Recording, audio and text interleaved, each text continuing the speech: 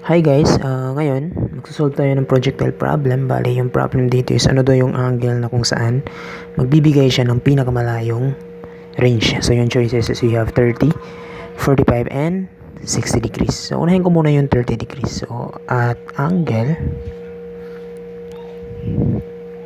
30 degrees. Pero makita natin dito 25. No? Okay lang yan. No? Basta yung choices natin is we have 30, 45, and 60. Okay. So, gamit pa rin tayo ng formula for the distance equals velocity 1 times time plus minus 1 half of the gravity times the time. No? So, since projectile to, so dapat lahat to with respect to the vertical motion. No? So, yung distance must be ito yan. No? So, we have 0.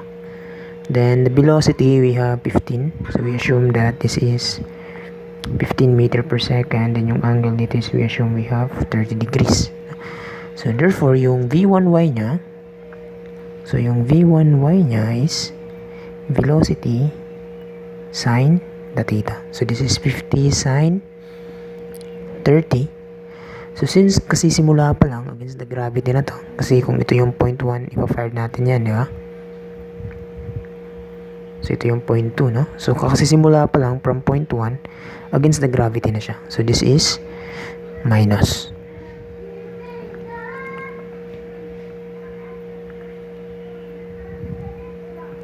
So therefore we will have minus 1 half of 9.81 times the time squared. Thus we have the time, no? So therefore that is we have 0 equal 15 sine 30 wala yung time times the time minus 1 half of 9.81 times we have time squared. Okay, so thus we have the value of time that is 1.529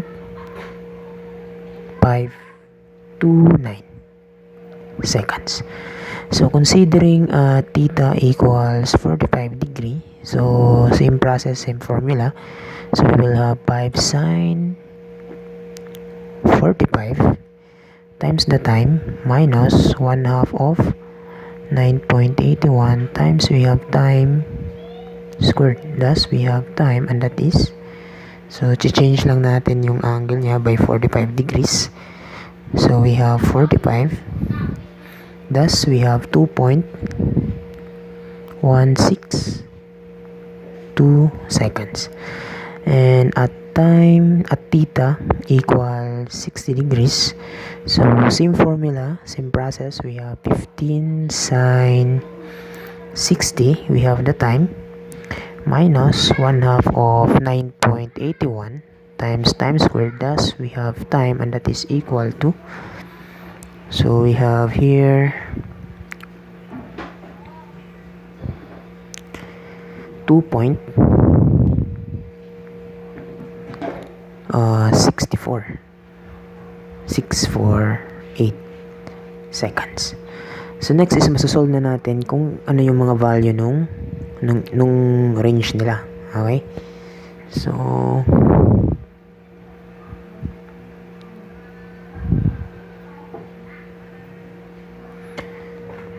yung range is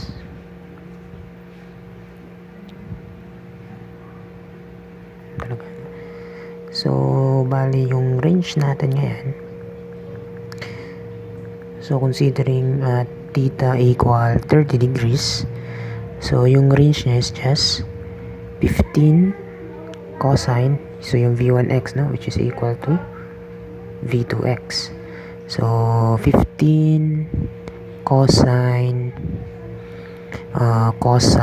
30 times the time, we have 1.529, and this is the answer. And at theta equal 45 degrees, so yung range niya is we have 15 cosine 45 times 2.162, and at theta equal 60 degrees, so yung range niya is we have 15 cosine 60 times 2.648. So, bali ngayon, we have 15 cosine 30 times 1.529. Thus, we have 19.86 and 15 cosine 45 times 2.162.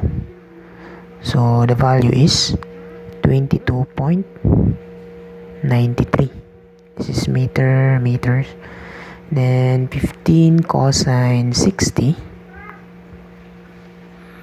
and we have here 2.648. So the answer is 19.86 meter. So pareho lang pala yung almost pareho, no? Yung value nila, no? Though dito is sarado na 19.86. Kasi ito may ano pa tayo, may continuation pa yung 30. So mas malayo konti yung 30, pero sobrang late lang din yung discrepancy nila. Pero so far yung pinakamalayo ngayon is the 45 degrees. So dapat yung angle na mag-gives nung farthest range will be 45 degrees. So simulate natin yan, no? Para makita natin. So, bali dito, meron tayong 30 degrees. Ayan. So, fire natin yan. Ayan, no? So, yan yung projectile niya, no? So, check natin kung ano yung time tsaka yung range niya. So, yan, pareho lang, no? So, we have 1.53 and 19.86. Katulad nung kinumpute natin. So, check natin yung 45 degrees. Yun. So, let's check the 45 degrees. So, yun. So, yun yung iproproject niya. So, nakita niya yan. So, yun na yung motion niya. So, mas malayo talaga siya kaysa sa 30 degrees. So, sukatin natin kung ano yung time tsaka yung range niya. So yun, 2.16 and we have 22.94. So pareho pa talaga nung pagka-compute natin. So check natin yung 60 degrees. So pag ganito kasi mas maintindihan nyo yung projectile. So check natin. So let's fire the cannon. Ayun, no? So kita nyo, no? Sobrang lapit lang nila, no? Sobrang lapit nung 60 degrees tsaka 30 degrees. So makikita nyo na yan yung mas farthest lang yung height niya. So ibig sabihin at ini-angle 45 degrees yung pinaka malaking makakakuha ka ng malaking range.